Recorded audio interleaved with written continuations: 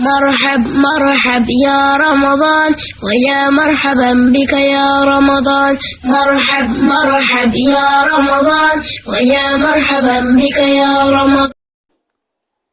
السلام عليكم ورحمة الله وبركاته. سلوى صاحبيال مجاعيجو وعمر محمد علي كنا سلوى كلمية برايفت سكول هديت هاي وقت اللي يجو أسبوع اليوتيوب كينات قصة بيرتي فضلا وحن كعب الصنايع إنات سبسكرايب أتصارتو مقال كان أنا دعوتو مقال كاس واحد بدن أوجاتو عشرة هذا عودنا وبش بركة إلى رمضان بوجان قفكي أباهن بوجان يسوي PDF عدي أباهن وهوكيلي كرا جروب كينا تليجرام كا إن جروب كتليجرام كا هذا إن لينك جيسا وحو يالا قيبتا كومنتيجا ugu horeeyo bin ayaan ku qabtay hadaba ku dhufo linkigaasi ama waxa ku qoran magacaan aad u jeedo ku qoran oo ah kulmiye private magacaas ku qoran fadlan hadaba adiguna markaa ka filayaa inaad ku biirto kulmiye private dhanka telegramka si aad u hesho buugan saaxiibayaal waxaan leeyahay kulligiinaba ramadaan mubaarak kullu aam wa antum bikhayr allah subhanahu wa ta'ala inaga aqbalo dhammaan acmaasha wanaagsan ee aynu markaa qabanay insha Allah.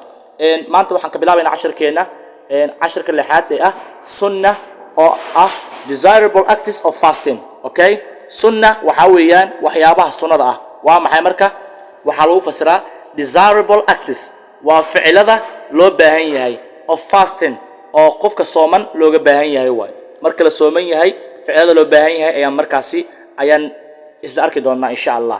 hadaba talagaan markaasi jabtarka koowaad ayaa marka gabagaba inoo ah insha Allah dhamaan keenaba waxaan filaynaa inaan isla socono marka abi together. Okay, hadda isla socono waad ku maasantihiin saaxiibayaal. Desirable acts waxa weeyaan sunnah waa ficilada loo baahan yahay sameyntoodii ama of fasting soonka.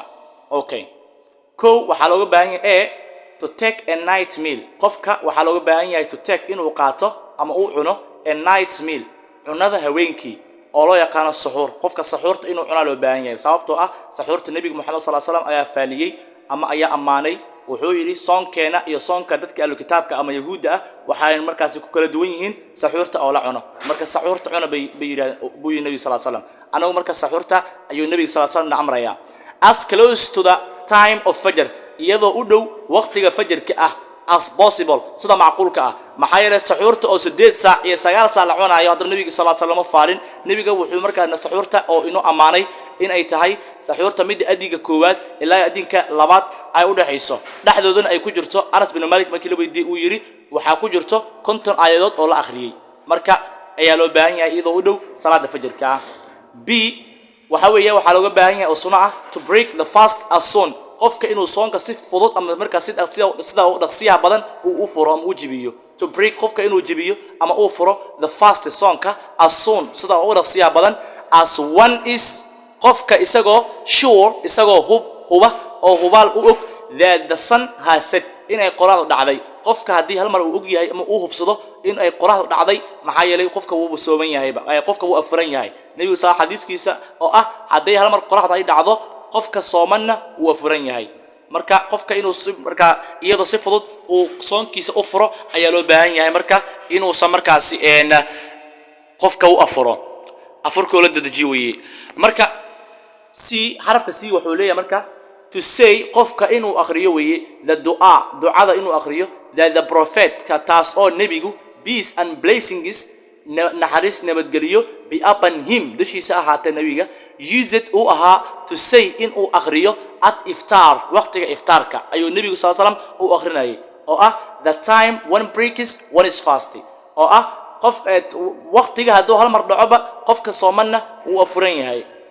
D marka xarafka D oo ah to avoid in laga fogaado any act fal kasto that is contradictory fal kaasoo oo khilaafsan to fasting soonka inuu oo khilaafsan to avoid qofka inuu ka fogaado any act fal kasto that is fal kaasoo contradictory khilaafsan to fasting soonka bisha Ramadan khilaafsan. Okay, waxa weeyaan to do good deeds qofka inuu sameeyo acmaal wanaagsan to do qofka inuu sameeyo bisha Ramadan inta lagu guda jiro oo sunna ah good deeds acmaal wanaagsan oo ah give charity sadaqada uu bixiyo tarawih qofka tarawihda inuu ku dadaalo dukashadeeda quraan akhriska qofka inuu ku dadaalo dhikriga uu badiyo etc iyo wax la mid ah intaas ayaa waxa la yiraahdaa sunnooyin weeyaan. Okay, toddobaad, what invalidates the fast? Soonka maxaa markaasi buriya? Soonka maxaa jabiya? What invalidates waxyaabaha jabiya the fast soonka? hore waxaan u soo qaadanay waxyaabaha aan soonka jabinin. Okay, marka hadda waxyaabaha soonka jabiya weeye. Fast ugu horeyn, what breaks waxa jabiya the fast soonka and requires iyo waxyaabaha looga baahan yahay only kaliya qada inay tahay.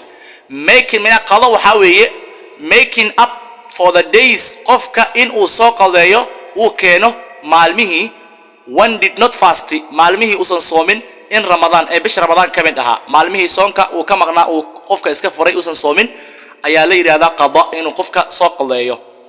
Okay, waxaa ka mid ah eating or drinking. Soonka waxaa jabiya qofka inuu wax cuno ama inuu wax cabo. Eating inuu wax cuno qofka, or bise drinking uu wax cabo. B, deliberately cuising.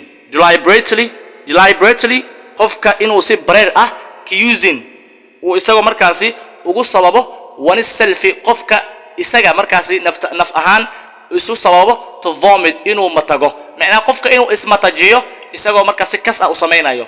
Okay, waa amdan iyagoo kas ah qofka inuu matagasa keeno. C, the onset of menstruation. Qof markaasi naagtu inuu ku dhaco dhiiga caadada. The onset of menstruation qofka ama marka dhiiga caadada gabadha inuu ku dhaco, or mise post delivery bleeding ama dhiiga dareeraha ah ama dhiiga waxa loo yaqaan marka caadada. waa sidaas oo kale ayaa la yiraahdaa the onset of menstruation, dhiiga caadada. hadii kale or mise waxa dhigi karta post delivery bleeding, dhiiga dareeraha ah ee caadada loo yaqaano. Okay, D, xarafka D da imow. waxa weeyaan ejaculation oo ah biyo bax. Ejaculation qofka inuu biyo baxo for reasons sababo ugu biyo baxo other than sexual intercourses, isagoo qof kale jamaca la sameeynaayo oo kale inuu ugu biyo baxo, or mise wet dreams inuu qofka si marka riyo oo kale uu isu qoyo. qofka wet waa maxay? qoyaan. Dreams oo xili inuu riyoodo qofka uu isu qoyo. marka ejaculation biyo baxan oo qofka isagoo waxyaabo galma sameeynaayo oo ku riyoodo oo kale, hadii uu qofka waxaas uu sameeyo qofka waxa weeyaan marka waa uu ka jabay soonkiisa. Second, marka labaad. Second waa marka labaad. What breaks waxyaabaha jabiya the fast soonka and requires iyo waxyaabaha loo baahan yahay weeye. qada looga baahan yahay, an kafaara gud ee looga baahan yahay. marka waxa weeyaan what breaks waxa jabiya the fast soonka and requires oo hadan looga baahan yahay qofka qadan looga baahan yahay, an kafaara gudna looga baahan yahay. marka waxa jirto bisha Ramadan adigoo sooman hadii waxa aad sameeyso qadan waa laga rabaa, hadana kafaara gudna waa laga rabaa ogow. marka maxaa kamid ah sexual intercourse, qofka aad ku dhaco oo ah galmo inuu sameeyo. It breaks way jabisa the fast soonka and requires waxa loo baahan yahay qada waa looga baahan yahay, an kafaarana waa looga baahan yahay. which is to set, taas oo ah in uu qofka to set a slave free, qofka inuu xoreeyo qor. Okay, which is taas oo ah to set a slave free, qofka inuu xoreeyo qor. If a slave is not available, qofka hadii uusan qor xoreyn karinna ama qor la xoreey aan la heli karin, he must fast, qofka waa inuu soomaa for 2 continuous months, 2 bil oo xiriir ah. If he is not able, hadii uusan awoodin qofka to do this, hadoo midan uu sameeyo, then he must feed, wuxuu quudinayaa 60 persons, 60 qofood ayuu quudinayaa. One average sized meal each, qof kastana wuxuu siinayaa cunto ama markaasi isaga ku filan ayuu siinayaa. marka saaxiibayaal halka haynoo joogo casharkeena insha Allah. maalinta ka xigtana waxaan ka bilaabaynaa acts which do not invalidate the fast, waxyaabaha aan soonka burinin ama aan jebinin. waad ku mahadsantihiin saaxiibayaal.